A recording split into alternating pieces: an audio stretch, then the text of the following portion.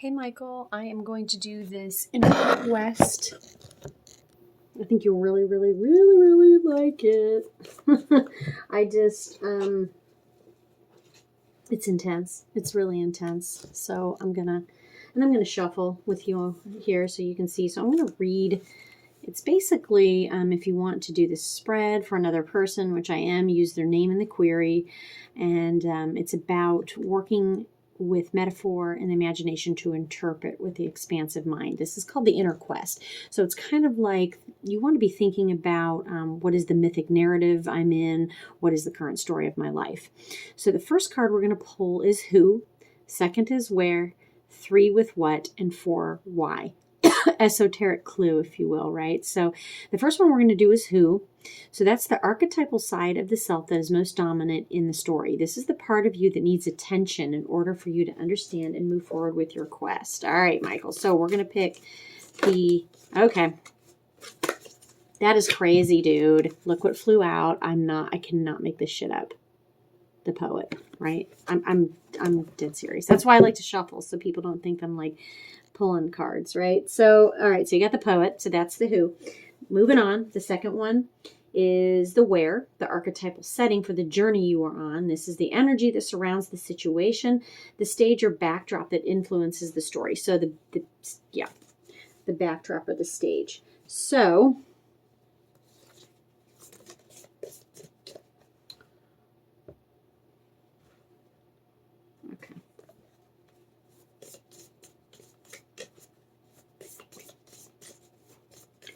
so show me where. Sometimes the cards don't fly out, but I like when they do because that's the, oh, there we go, poet. All right. Oh, yes. The underworld. Well, we're getting a good picture here, Michael. I told you these cards are fucking mind-blowing. So the underworld is, it's reversed. We'll go over that. So that's the where. The next is the tool. The tool that the archetypal tool you must use, find, or give up so destiny can unfold. Think of this as the key to the situation or the best tool for the task at hand. Okay, so this is with what, right? So this is your tool. And again, this is more of like, what is your purpose? What is the meaning? What is going on? What is your quest? What is your passion, I guess? So tool. And that one flew out again. So... all right, we need a tool. And oh shoot, nope, too many universe, thanks. That was like 10 cards. Oh wait. Well, I don't know. The vow came out, but I'm not gonna take it because it didn't come out. It just reversed. If it comes out, if we get it again, great. Because it was reversed. It like sort of flew out, but not like these two. All right, universe. Okay, I'm getting the number 3, so we're going to take the third card. All right, so we got the ring. That's kind of a cool artwork. And the last thing is, which is funny because the ring is similar to the vow, I believe. But anyway, so why? So the deeper purpose of your journey, this is the mythic theme or challenge that you will face as you approach your growth edge. Think of this card as what your journey is about. These cards are intense. There's only like 6 of them. And they all have Greek names.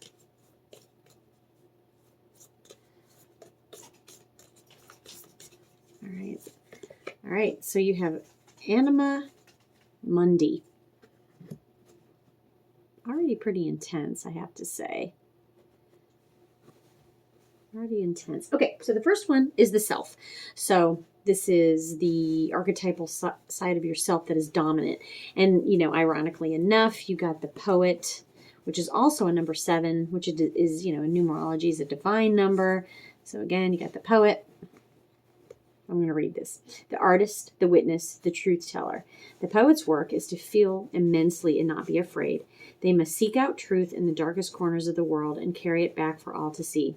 This unique capacity resides within all of us, regardless of our relationship to creativity. When the poet energy is present, there is a call for deep honesty and reflection, for seeing the big picture within the little one. The poet rides effortlessly between the personal and the universal. It's possible that others may not seem to listen or care about the poet's work, but do not be discouraged. The words of the poet ring true for centuries to come, soothing the wounds of despair and violence that captivate our world. The poet's work is never finished. Find your voice and trust that the wind will carry it. So it's about clairvoyance, being wise and timeless. Now, when you have a dark moment, when the poet turns dark, it's harmful words, sharp tongue, thwarted creativity. Okay. So it's likely there is a poem or poet that was meaningful to you at a young age. Revisit, reread it, and be open to its message.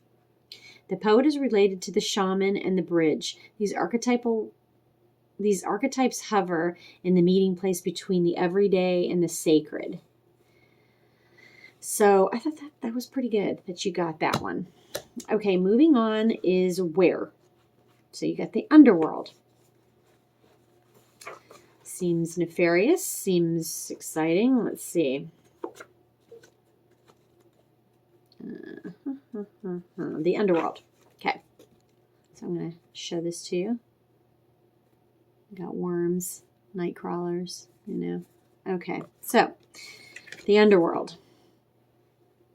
The nightmare, the ordeal, the bottom. This is no time to mince words.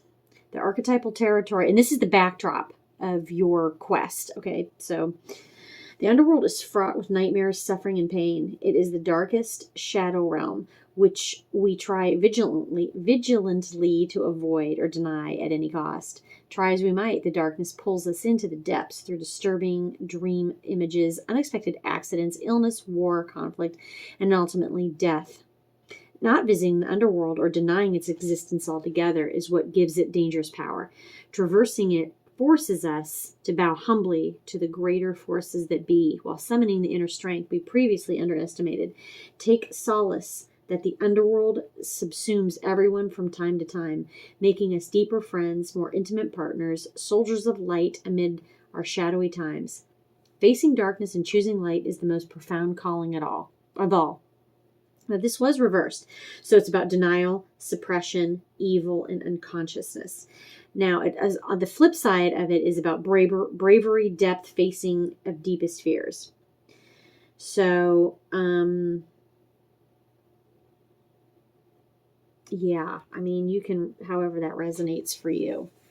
You and I have talked about dreams to begin with. So search for images of a map of Dante's Inferno. What does the story of epic descent stir in you? That's actually, the artwork of Dante's Inferno is amazing. So one of the earliest stories on record is that of the goddess Inanna's descent, I guess. Turns out descending into the underworld is as old as time itself. So that is the setting. That is the backdrop of your quest. It's probably to go deeper and be darker, to explore that, especially, with your poetry and dreams. All right, the tool that you get to take with you on this journey is the ring. Which is card, let's see. That's okay. So the ring, this is the tool that you need to use, the ring. All right. So the infinite, the wheel, the connection. The ring is an image of connectedness. Rather than viewing life as linear, as a series of progressive achievements, the ring challenges us to sense the cyclical, infinite nature of our world and experiences. Beginnings and endings fall by the wayside as we practice seeing ourselves as part of the cosmic circularity of creation. For this reason, it's no surprise a ring is worn on the finger to represent eternal love that surpasses space-time and worldly things. So much can be projected onto this archetypal image because it mimics the Earth's orbit around our great sun and the intimate bond between two lovers. It is the macro and micro united. This card calls us to deepen connection with self, other, and the world at large. Meanwhile, there may be a literal ring waiting to adorn your finger. So this was actually upright. So it's about connectedness, humility, and sacred cycles. Now, when it's reversed, it's about unconscious repetition, starving for connection. So this is actually upright. So that's good. It's, but these cards can be read either way.